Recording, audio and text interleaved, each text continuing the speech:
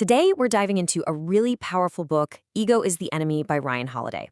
We're going to uncover the single biggest obstacle standing in the way of your success. And, it's probably not what you're thinking. The saboteur is hiding in plain sight. It's our own ego. So let's just start with this question that's been around forever. Why do the most brilliant, the most ambitious people so often just completely self-destruct? I mean, we've all seen it happen, right? You think of someone like Howard Hughes, who achieves these impossible things, only to just crash and burn in the most spectacular way. What is that hidden force behind this pattern? This ancient warning, it really gets to the heart of the problem. It suggests that the danger doesn't even start at the peak of success. No, the seeds of our downfall are planted the very second we're told we're promising. It's kind of crazy, right? Our greatest potential and our potential for total destruction, they're born at the exact same time.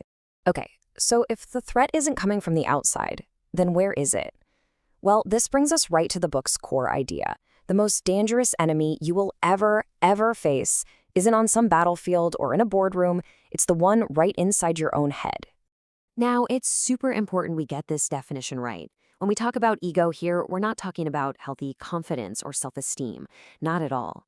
The enemy, as Holiday frames it, is this very specific, kind of toxic belief in our own importance. It's that arrogant little voice in your head that whispers, you're better, you're more special, and you deserve more than you've actually earned. And here's the scary part. Here's how this ego works. It isolates you. It literally builds a bubble around you that blocks any real, honest feedback and stops you from learning. It replaces reality with this fantasy world where you're the star of the show. And living in that fantasy, well, that's incredibly dangerous. You see, ego isn't just a one-time thing. It's this relentless enemy that ambushes us at every single stage of our lives. Holiday points out 3 specific battlegrounds where we're at our most vulnerable. So these are the 3 key stages where ego just loves to attack. Whether you're just starting out with big dreams, or you're riding high on success, or even when you're dealing with failure, it's always there, just waiting. This is a constant battle no matter where you are on your path. So in the beginning, right, when we're in that aspiration phase, ego is a master of seduction. It tells us, hey, focus on the story, not the actual work. And it feels good, doesn't it? To talk about the amazing company we're gonna build, or the incredible book we're gonna write. But that talk, it's a total trap. It gives you the satisfaction of accomplishment without any of the hard work, replacing real progress with empty chatter. And then comes success. And honestly, this might be the most dangerous stage of all.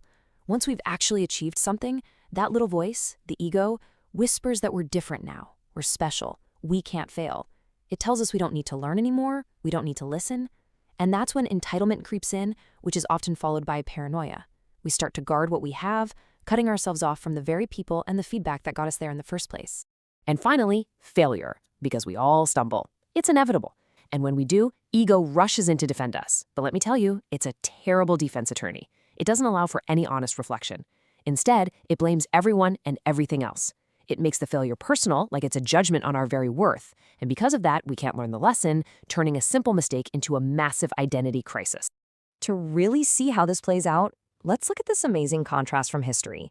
The story of 2 generals from the American Civil War shows us the choice we all face perfectly: humility or hubris. So on one side, you've got William T. Sherman. His confidence wasn't some big show. It was earned, built piece by piece through actual accomplishments. He was so focused on the mission that he once waived his senior rank to serve under General Grant. Think about that. And then you have George McClellan. This guy was so obsessed with his own image of greatness that he became paranoid, indecisive, and wasted every advantage he had. One man focused on doing the work, the other focused on being someone. This quote about Sherman just nails it. It captures the essence of real, healthy confidence perfectly.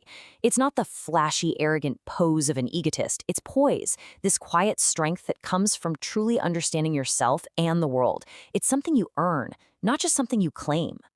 Okay, so we've identified the enemy within. We get it. The big question now is, what do we do about it? How do we actually fight back? Well, the book gives us a really practical toolkit with strategies we can use to keep our ego from taking over. Here are 3 of the most powerful tools. And these aren't just abstract ideas, okay? These are practical mindsets and real actions you can literally start using today to keep your ego in check. First up, always be a student. A student, by definition, is humble. They know they don't have all the answers. The fighter Frank Shamrock had this amazing system. Have someone better than you to learn from, A+, someone you're on par with to challenge you, an equal, and someone who's not as good as you that you can teach, a minus. This system creates a constant flow of feedback that just starves the ego. Second, you have to ask yourself this critical question from the military strategist John Boyd. Is your goal to be someone, a CEO, an author, or a star, or is your goal to do something? When you focus on doing, your ego takes a backseat to a bigger purpose. But when you focus on being, all you're doing is feeding your ego's hunger for status. And finally, this strategy is so brilliant and honestly a little counterintuitive. It's called the canvas strategy. Instead of fighting to be the star of the show, make it your mission to help others succeed. Find canvases for them to paint on. By clearing the path for other people, you learn so much, you build powerful allies, and in the end, you create your own path forward without even trying. So the main takeaway here is that this isn't a battle you win once and it's over. Taming your ego is a lifelong campaign. It's a daily practice of humility, of awareness, and of purpose. And let's be absolutely clear about this. The goal is not to become weak or passive. Not at all. When you push ego aside, what fills that space is true strength. It's the difference between fragile, hollow armor made of delusion and solid, earned confidence that can actually handle the pressure. The physicist Richard Feynman said it perfectly. The ultimate battle is against our own self-deception. Our ego is a master illusionist, and we are its most willing audience. The only weapon we have against it is a ruthless, honest commitment to reality and self-awareness. And that's really the heart of it all. Every single day presents a new battle against this enemy inside you. So the question I want to leave you with isn't some theoretical thing. It's deeply personal. How will you prepare for tomorrow's battle? If this breakdown helped you identify your own internal enemy, do me a favor and give it a like and subscribe for more deep dives into these huge ideas. And I really want to know, which of these strategies are you going to use to fight your next battle with ego? Let me know in the comments below. Thanks for watching. That wraps up today's review. If you enjoyed it, make sure to like, subscribe, and share with your friends. See you next time.